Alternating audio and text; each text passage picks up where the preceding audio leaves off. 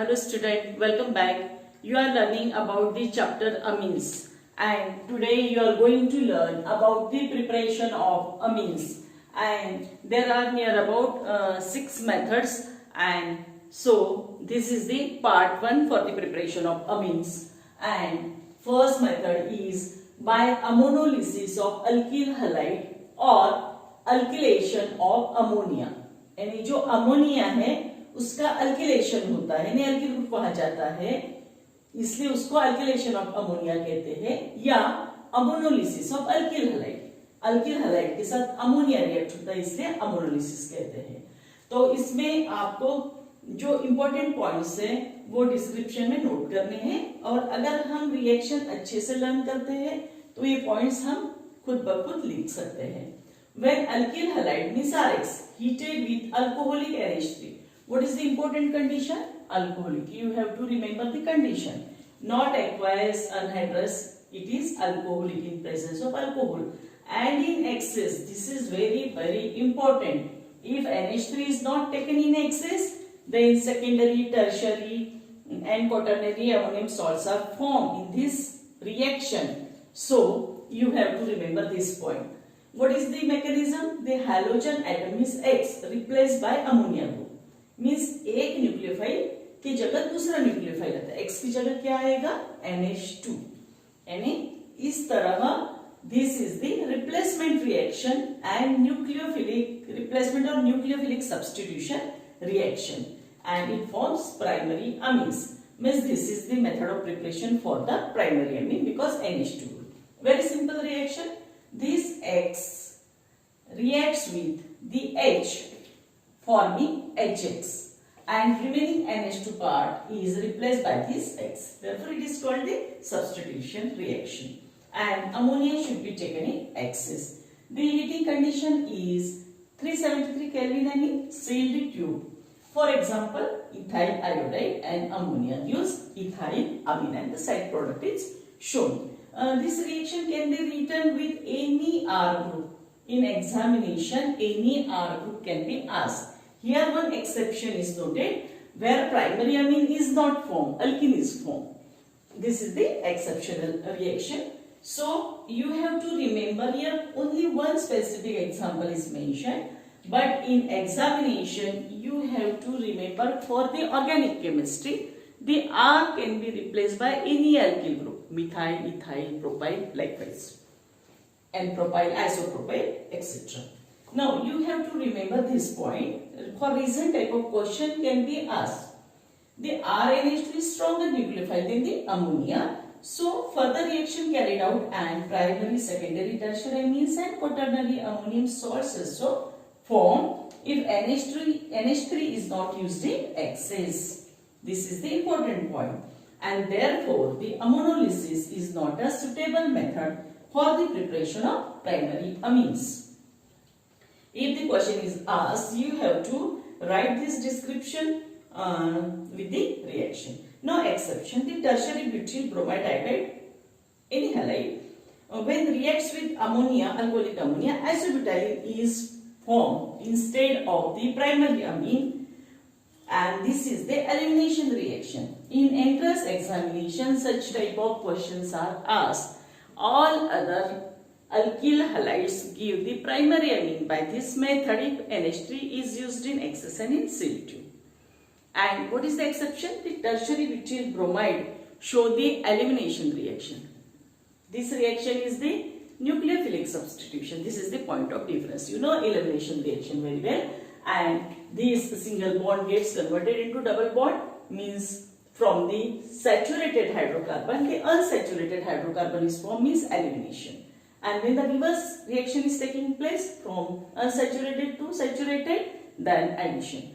The basic questions are asked in the entrance examination. So you have to remember this exception also. So tertiary butyl bromide or what is the another name? 2-bromo-2-methyl propane. You have learned about this in the alkyl halide chapter. Here if numbering is done like this, then 2-bromo-2-methyl and total 3 carbon atoms means propane, and when it reacts with alcoholic ammonia, this Br is eliminated and here the carbocation, positively charged carbon having 3 carbon atom, which is highly unstable. So the square bracket is shown, which is tertiary butyl carbocation, and after elimination of this hydrogen attached to this carbon minus H plus, means this HBr is the side product, and CH3 C double bond CH2 CH3 is formed, which is called the isobutane. And what is the IUPAC name? 2-methyl prop 1-ene. How numbering is done? 1, 2, 3. This carbon is included which having the functional group, means double bond. Here number second carbon having methyl group, means 2-methyl prop 1-ene. In this manner, this exceptional example you have to remember. Now the second method of preparation, the reduction of nitro compound. अब इसमें काफी सारे reducing agent है. अगर हम copy में एक reaction लिखते हैं एक रेड्यूसिंग एजेंट के साथ, तो बाकी ऑप्शंस भी हमें पता रहना चाहिए, क्योंकि एंट्रेंस एग्जाम में तो हमेशा इस तरह के एग्जाम्पल्स आते हैं और थ्योरी में भी आते हैं, तो हमें ये पता चाहिए. वैसे ही आर की वैल्यूज एलिफेटिक और एरोमेटिक होती है, तो वेरिएबल एग्जाम्पल्स आर पॉसिबल, और सब हमें हमारे सिलेबस से ही पूछते हैं, पर हमें वो पता रहना चाहिए. तो देखो, ये जो रिएक्शन है, this can be asked for aliphatic और एरोमेटिक. यानी aliphatic and open chain compound अगर होता है उसको NO2 ग्रुप अटैच रहेगा, या एरोमेटिक यानी बेंजीन रिंग को अगर NO2 अटैच है तो उसको हम नाइट्रोबेंजीन कहेंगे, या फिर उसके कोई डेरिवेटिव होते हैं, तो उसमें क्या होगा, जहां NO2 है वहां NH2 होगा. हमें यहाँ इतना ही ध्यान में रखना है.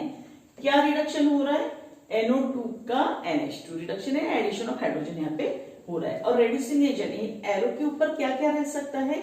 SnHCl, iron HCl, zinc HCl, या hydrogenation in presence of nickel, platinum, palladium etcetera catalyst.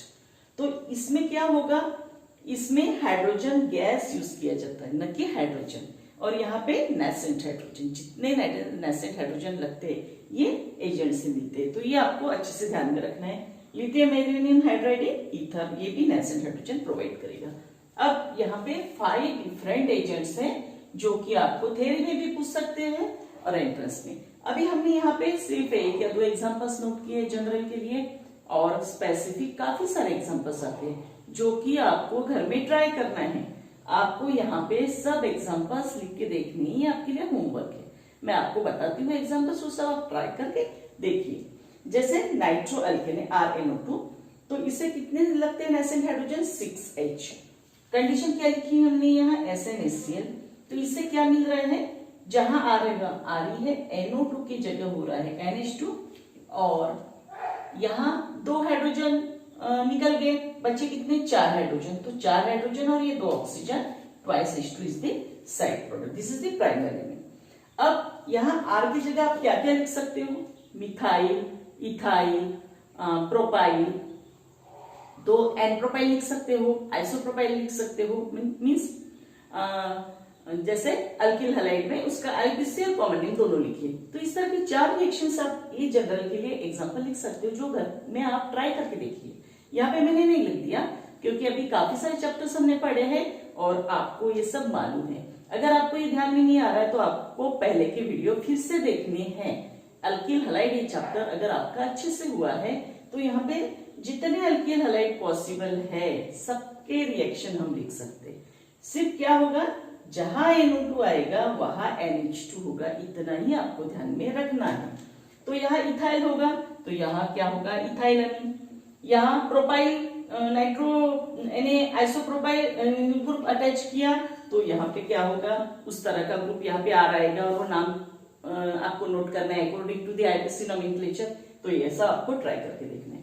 दूसरी चीज, ये 6H की जगह हम थ्राइस H2 लेंगे जब हाइड्रोजनेशन रिएक्शन होगी. This is called hydrogenation reaction, and this is called the reduction reaction in presence of this different reducing agent. ये भी रिडक्शन है पर ये कैटालिटिक हाइड्रोजनेशन है, इसको हम कैटालिटिक हाइड्रोजनेशन नहीं कहेंगे. आपको ये बेसिक पॉइंट ऑफ डिफरेंसेस ध्यान में रखने हैं वर्ड्स. तो यही रिएक्शन हम यहाँ लिख सकते हैं. 6 की जगह क्या रहेगा? Thrice H2. बस इतना ही पॉइंट ऑफ डिफरेंस है. तो यहाँ पे आप जितने भी एग्जाम्पल्स ले सकोगे उतने भी यहाँ पे भी पॉसिबल है, फिर से लिखने की जरूरत नहीं। दूसरी चीज हमने क्या लिखी है, एरोमेटिक नाइट्रो ग्रुप। एरोमेटिक में क्या होगा, ऐसे बेंजीन रिंग रहेगी और उससे NO2 यहाँ अटैच होगा, या फिर यहाँ कोई डेरिवेटिव भी रह सकता है। ओके, ऐसे भी एंट्रेंस एग्जाम में पूछते हैं, तो हमें एक बेसिक चीज ध्यान में रखनी कि जहां NO2 है सिर्फ वहां पे NH2 होने वाला है। यानी अगर ये नाइट्रोबेंजीन है तो इससे हमें क्या मिलेगा, बेंजीन के साथ NH2 ग्रुप अटैच वाला प्रोडक्ट मिलेगा, और इसे हम क्या कहते हैं, एनिलीन कहते हैं, है ना।